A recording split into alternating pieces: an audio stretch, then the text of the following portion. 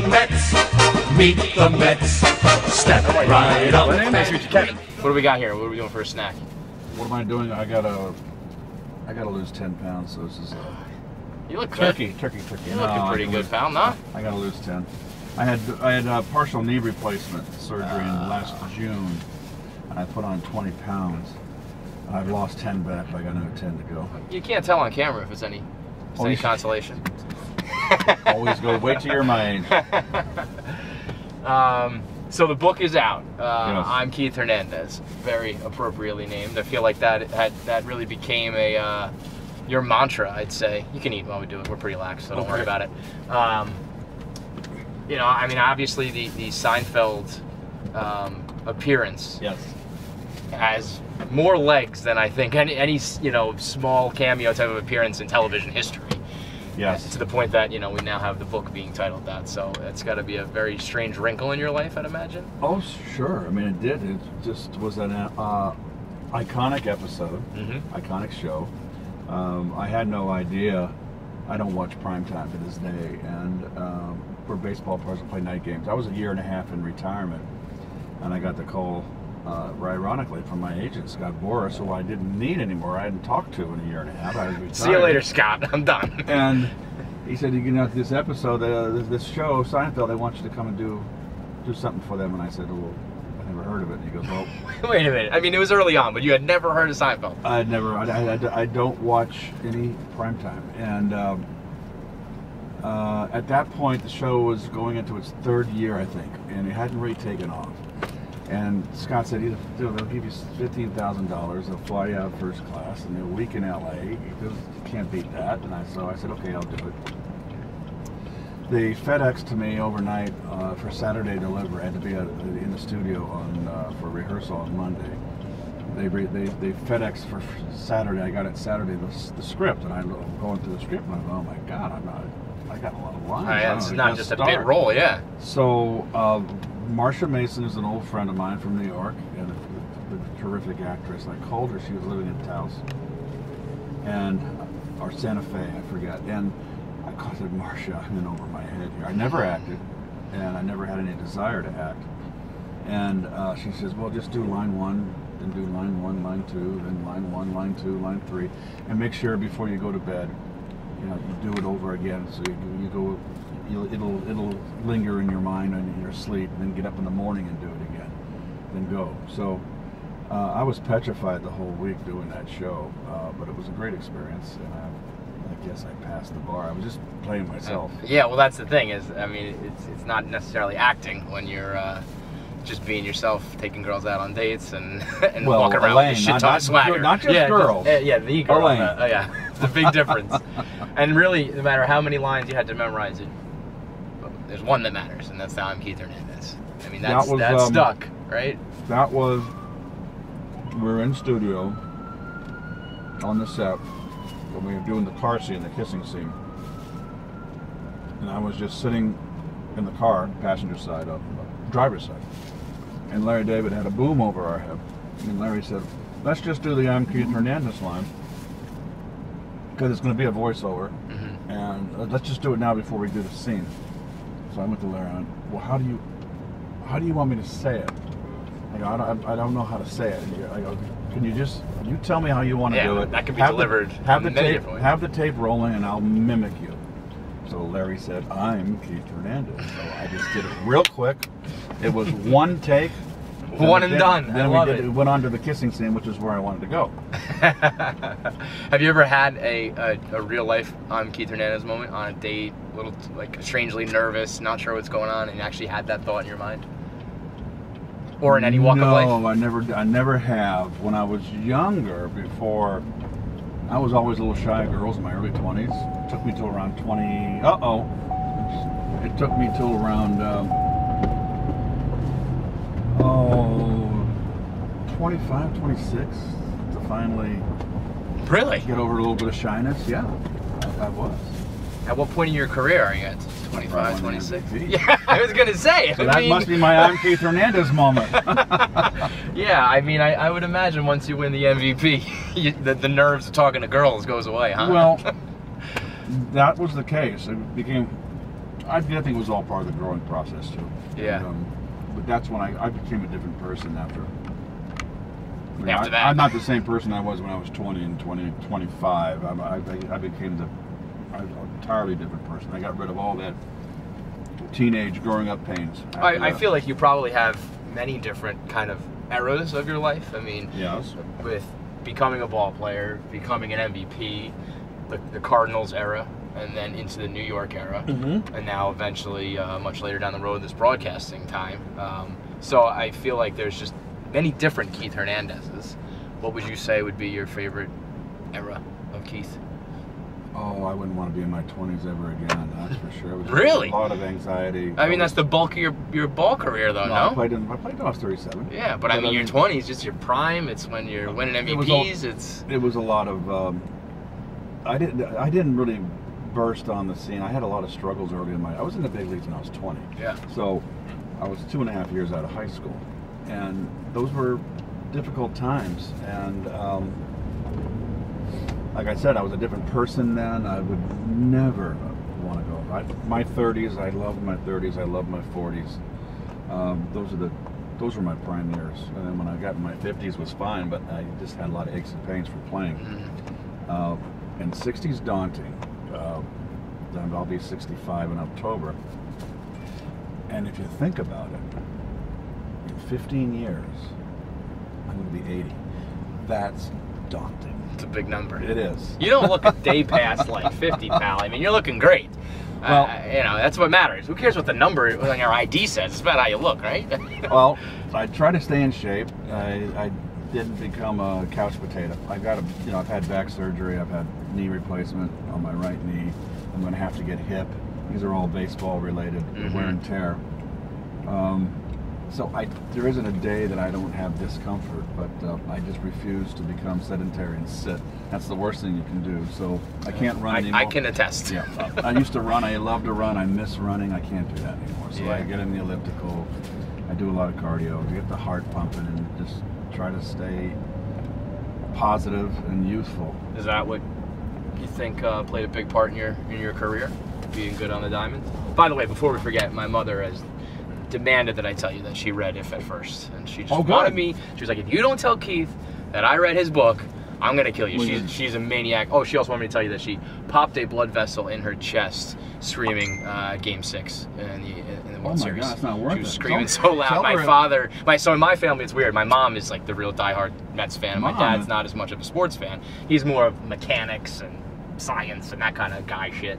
But my mom is the maniac baseball fan, and so she was watching the game, and my dad came running into the room thinking that someone had broken in and was trying to murder her. And it's like, nope, it was just Bill Buckner. Oh, the ball went through his leg on that one? That's just Bill. Lost control. Yep. Okay, so it was a euphoric moment. Yes. Well, then she's forgiven. And I was 1. I was born in '85, and so my great fear is that that is going to be the Mets World Series in my lifetime. Because technically it occurred during my life, so I can't even say, well, they've never won during my lifetime, so I'm due. They got back twice. Yep, they got back twice Didn't and they lost in heartbreaking fashion. One being to the Yankees, and the other being with the Royals, where they led for like 90% of the series and somehow still lose in 5 games. So even those trips back to me were heartbreak in a way. So that's my great fear as being a Mets fan. Okay. I'm never gonna get it again. Okay, well, it might happen. It's gonna happen. You think? You're just saying that because you maybe have to not say in that? my lifetime. Well, right now it's kind of an awkward situation. I mean, what would you say? You've been a part of many teams, and unfortunately with the Mets, there's a lot of heartbreak, disappointment. Let's say not living up to potential. And I mean, obviously the '80s, the '86 team won, but I think everybody on that team says they probably should have won more, that they were primed to go back and potentially win multiple. Then you had the Generation K bust, and now you have this with the so-called 5 aces that's kind of, seemingly not panning out. As a baseball guy, as a Mets guy, what would you say is what kind of hits you the hardest?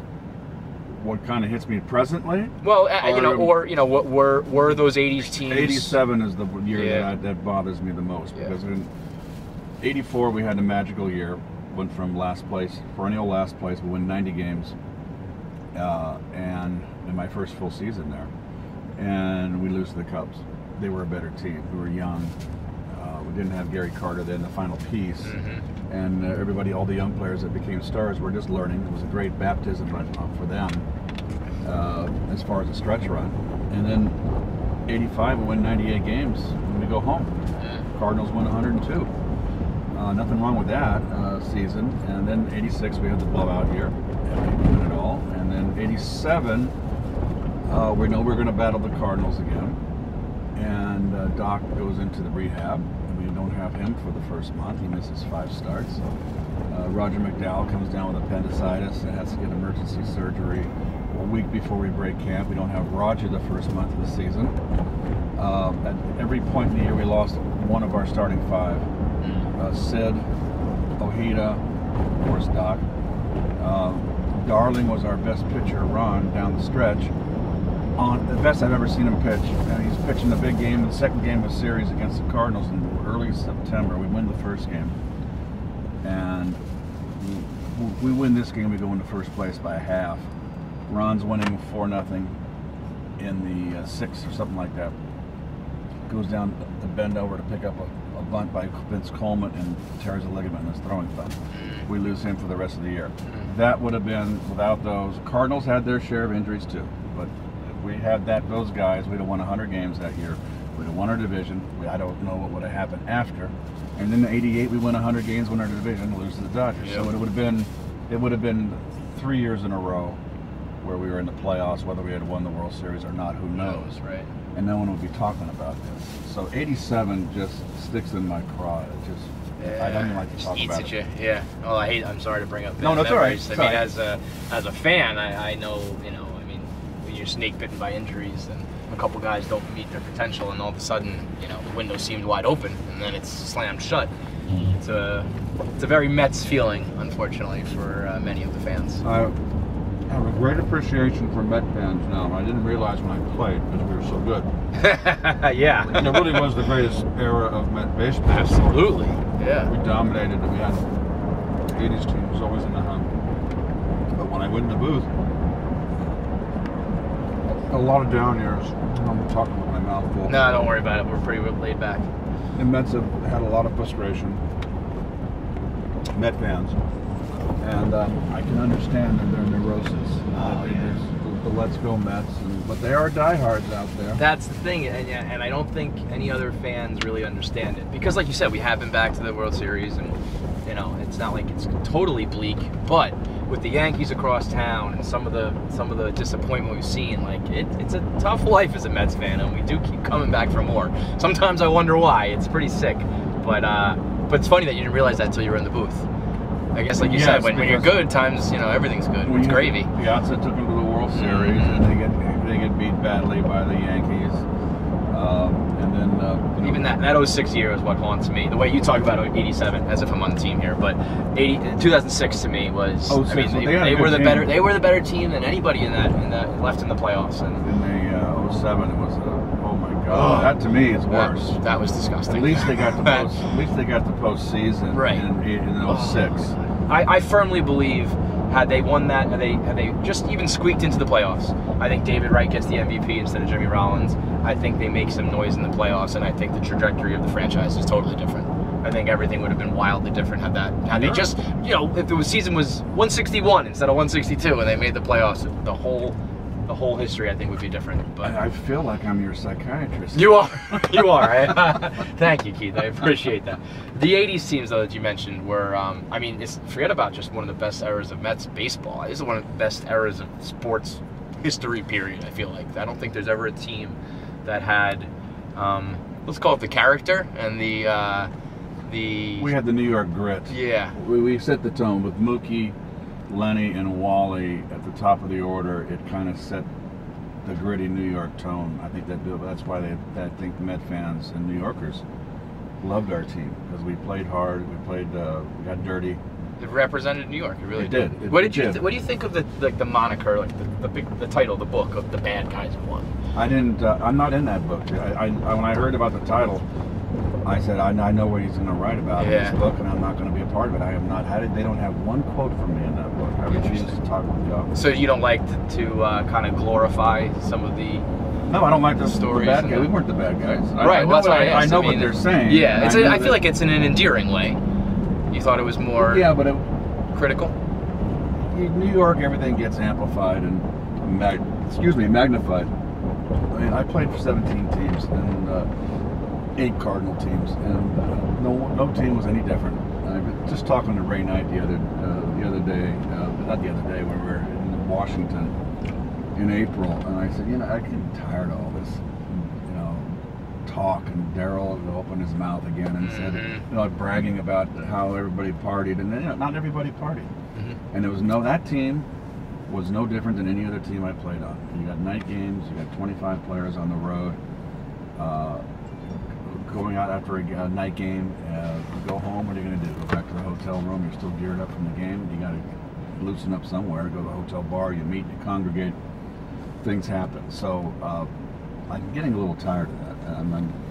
So I just want to make that point. Yeah, no, I mean, I feel like it probably was not all that different, but more importantly, even if it was, there's no reason to keep talking about it. Well, it's like, right. It's okay. It's kind of like what happens behind closed doors. What happens to the team stays in the team. I feel like it's kind of violating the code of it all, if especially when it's done in such a, I feel like Lenny had some moments as well with his books where it's. Oh well, Lenny was a good player, boy. Good postseason player too. Yeah, nails, man. But it is a cast of characters. I'll say that. We were a cast of characters. We had fun in that '86 season. We won 54 games at home and 54 games on the road. That's pretty remarkable. Yeah, wow. Identical records home and away. We played good on the road. We played well. We won 108 games. You're good everywhere. Yeah, Jesus, I can't even imagine a team like that. That's wild. What would you say, though, is the better team you've ever been a part of? 108-win Mets or the Gary Keith-Ron tandem in the booth? Because let me tell you something, my man, that is a hell of a broadcast team. Well, Gary's the all-star in the booth. I mean, I think he makes Ron and I shine. He's the professional. Ron and I are ex-players, and we have no training. We're the analysts, and it's Gary's job to weave us in and out of the broadcast, and he's like the maestro. You're selling yourself short, though, because there are plenty of ex-athletes who try to do what you do, whether it's in the booth or just analysts behind the table, and they're not good at it. There's plenty of guys who think they can just skate by on having been players. You guys are very good at what you do. Well, I appreciate that. We try and do our best. We know the game. I think what makes it good is the fact that Ronnie's a pitcher and I'm a hitter, so we have two people with expertise on both aspects of the game. And I think the way you guys kind of approach the game is a little different. I feel like you're kind of much more the feel of it and just the game, and Keith is much more, I think, stats and analytical in a way. I think it's just the perfect, yin and yang that kind of goes together. That's what baseball is. It's hard to put a group of 3 guys in the booth and make it work. It's difficult. Yeah. It takes a good play-by-play guy to do it, number one. And, like I say, it's just, all I'm doing is observing. Yeah, but you know what? It's the honesty, too, in which you do a broadcast where, there are times, especially with, like some of those down years, where Mets fans are sitting there rubbing their head going, what the fuck are they doing? And you kind of convey that, whether it's a sloppy play in the field or whatever it may be, you're a straight shooter. You tell it like it is, and I think a lot of broadcasts lack that. Well, we have the we have ownership that from day one when we started up on SNY, back in 06, I believe. Fred Wilpons came to us and said, we don't want a homer broadcast. We want an honest broadcast. And we have never been censored in that booth by ownership. So all the years, we've been 13th year now. So a lot of credit has to be with the Wilpons. I know over there in Yankee Land, they are watched over, and they kind of have to toe the line a little bit, the company line. Oh yeah. And we don't have that, but I think that we're very measured. I don't think we beat up on anybody. As long as someone's trying, people are going to make mistakes. Not every player is a Willie Mays. Not every player, every pitcher is a Clayton Kershaw. There's a lot of players are average players, and they're limited in their capabilities, and you just got to keep that in mind. As long as they're giving it 100%, and don't make mental errors where they fall asleep, like forget the count or forget how many outs but there there's are. there's a good bit of that sometimes with some of these Mets teams, and I feel like you tackle it well. You really represent the fan well in a way, which I think is much appreciated in the booth. Is there ever any competition? Like, do you ever think of the Yankee broadcast or another broadcast team and treat it the way you would sports, or is it just? Well, we don't see the broadcast. Yeah. I mean, I don't. When the Yankees are playing, usually at the same time we are. Right. And the broadcast in Chicago, the Cubs, is excellent. Kruko and Kuiper with the Giants is excellent. I don't feel that we're in a competition where we're vying for number one. We're vying for the gold medal. Well, that's because you got number one locked down and everyone's vying for second place, pal. You'd be surprised. I'm sure there'll be a lot of people that would disagree with that in Chicago and in San Francisco, but it doesn't matter. We just do what we do, and that's most important. Try to bring the best broadcast we can to our New York Met fan base and the New York audience. And I think what you were saying about the Mets fan is, we like strangely root for the broadcasts. Like, we're very passionate and loyal to like the Gary, Keith, Ron. Maybe it's because there hasn't always been as good of a product on the field as we would like, so we gotta rep the booth. But you'll find Mets fans in a bar arguing, who's better, Michael Kay or Gary Cohen? Like this, more like the same way they talk about sports. Oh, it's a very. I mean, we almost get made fun of for it. It's like, why do you guys care so much about the booth? But that's it's like Yankee Met thing, and that's a New York thing. Yeah. So I've never seen a town be so polarized when it comes to their baseball team. Were you? Did you not like? I mean, especially I guess in the '80s, there really was no. No, we were aware of it. Yankees were a good team in the '80s with Matt Mattingly and Winfield, and they just never got there. And but did you, as a player, ever? Yeah, did you ever? Did we relish that we took them off the back page? Sure, but we also were there to win. That was the number one thing. Mm-hmm. And it would have been great if they were winning. If they'd have won 108 games with us, I would have loved to have had a Subway Series. Oh my God, I can't even imagine. I mean, the Subway Series in 2000 was just as good as that Mets team was. They were just overmatched. There was really no another outcome possible there. But if the Mets were to ever win a Subway Series, Keith, I mean, that would be it for me. I would go out right then and there. It doesn't get any better. That would be peaking for me. No, I can't help you out anymore. I'm too old. Unfortunately, sometimes I really think you could. I'm like, give Keith a bat, let him get in there. Sometimes when I see, do you feel it the old school versus new school way of I feel you hear it in the broadcast all the time, especially with the shift and the way people are hitting now. I feel like there's a part of you that's like, oh my God, if these guys could just go the other way or lay down a bunt properly or manage to just handle the bat a little bit better. Do you feel you get frustrated with the new school way? There's been some changes in the game. There's some things I like in the new game, and there's some things that are missing that I were around in our day that I think add to the excitement of the game. And I miss that. I miss a guy throwing 9 innings, getting a complete game. I miss the hit and run, which is a lost art. There's not enough speed as there was in our day. There was more speed, more stolen bases. The closers would go sometimes 2 or 3 innings.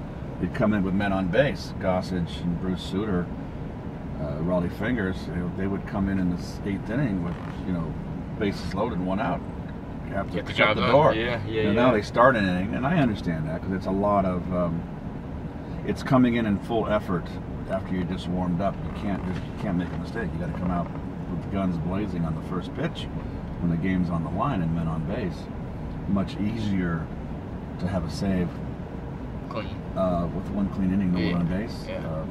It just doesn't have the same significance. Yeah, I mean that's not when you need them. It's like you need somebody when you're in a jam late in the game, and that's when you'd like to see one of your best step up. But it's just not the way they seem to manage the game anymore. But there's some good things in the game. Yeah, what would you say is what do you like about the new age game? What would I say? What answer can I come up with here? Well, I don't like all the home runs that much. So much emphasis on home runs. I do think that the game is kind of the pendulum swinging back a little bit. I like the way the Mets have played this year. I like the way they take the extra base. Last year was so boring. We struck out a lot. We tied the league in home runs. Yeah, feast or famine. And we were one base at a time. We didn't have a lot of speed. And this team doesn't have a lot of speed now. But to me, speed is something that puts pressure on the defense. And I think we've gotten away from that a little bit in the game. Too much. The old American League way of ball in the 50s and 60s was like Earl Weaver, get a couple men on base, wait for the 3-run home run. To me, strikeouts, walks, and a home run are the 3 boringest things in baseball. No action. I feel that. I got you. Do you think? Do you follow baseball or the Mets? Like, what would you say you? Do I follow baseball? You know, like better question would be, would I follow baseball if I wasn't in the booth? Yeah. I wouldn't. You think you'd just be done with it? When I'm done doing this, I won't watch a baseball game again. Really? I'll be done. Just sick of it? Not sick of it. I'm not going to sit down for over 3 hours and watch a ball game. I got better things to do. Like go out to dinner. There you go. With the regular people, and which is usually around the first, second, or third inning. You know, we're in the booth. People are having dinner. I like having on my off days having dinner at a normal hour. You know, when I work, I got to have dinner at it's a strange life. 2 o'clock. Yeah. That's my dinner. That's the night games. That's the way it was when I played too. Yeah, you've been doing this a long time, pal. You've been living that weird off hours. You ever just walk in the booth and you see Ron's face for like the billionth time and you're just like, God damn it, Ron, I'm sick of seeing you. No. I mean, you guys have been doing this together a long time. We have 6 months off. We get away from each other. Yeah, it's true. So we're actually, it's funny that when we come back and we do our first game, and Greg Picker's our producer, and we'll do our first spring training game with 3 in the booth, which is always the first game. Mm-hmm. We haven't seen each other. We never rehearse. Right, no. Every game has its own, writes its own script. Every game is different. And Greg will come in after the game and goes, it's like you guys never left the booth. You guys, so we have meshed so well, and we meshed so quickly. You know, Gary never done any TV. Right. I don't think, baseball TV, I know that. And he was a radio guy. Right. So great radio It was a guy. new field for him. Ron had just done 1 year in Washington, all the games in Washington, only 1 year under his belt. No, I don't think I realized that. Well. And I was really the one with the most experience in the booth, and I was only doing with MSG. I was doing like 30, 40, 50 games a year, not much. But we all, when we got the nerves off and we got used to each other, there's no, Gary always said, there's no egos in the booth. No one wants to hog the mic. We all give each other space. We all realize that we need each other. That every little component of our broadcast makes the broadcast what it is. Ronnie's input, my input, Gary's, the truck, the guys in the truck that are with the videotape, the producers and the directors. Stevie Gelbs. With Gelbsy down there, that's true. We had Kevin for such a long time. Look where he went. Yeah. His Superstar. career took off, Yeah. and we got Gelbs now, and he fit right in. So. And now let me tell you, there is one ego. There's one superstar these days, and that's Haji. Haji is he is taking on a life of its own. I mean, the 7 line with the big cutout.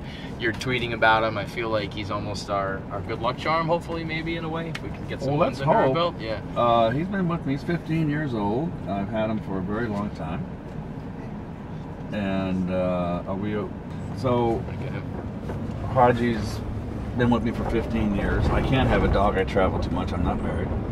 And so I grew up with cats and dogs. So Haji's my best buddy. And I didn't know that you could videotape when I started tweeting. And someone told me, you can do videos. So I did that video. I decided my first video was the video that went viral, was getting the paper in the morning. And we came back from San Diego and off that road trip, and I didn't get home till 4:30 in the morning. We landed around 2:30, and I didn't get to bed till about 4:30, and I woke up at 11:30, and I always take him out with me most of the time for the paper, just to get a little air, and he likes to look around, and so I decided to do the video. And I had no idea it was going to go What was going to happen? So that took my Twitter up to where I'm at now, over 70,000 followers, and I enjoy it. I like to write. I like Twitter better than Instagram. Everybody's going to Instagram. I know.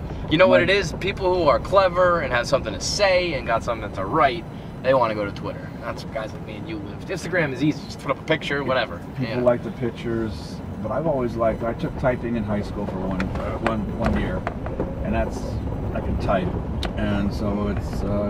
I've always liked to write, so I prefer Twitter, and I like engaging with the fans. Yeah, I mean it's a very fun, and I mean you are. When I heard you were on Twitter, I was like, oh my God, here we go, because there's one guy out there who we want more access to your thoughts and whatnot.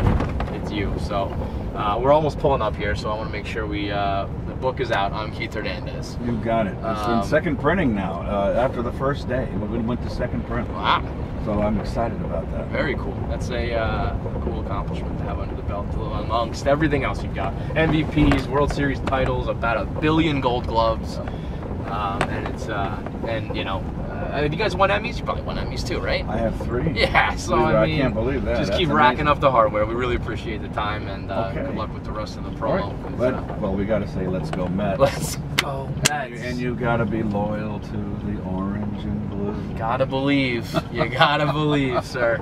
Really, thank you very much, Keith. Appreciate it. All right. Have a good one. All right, guys.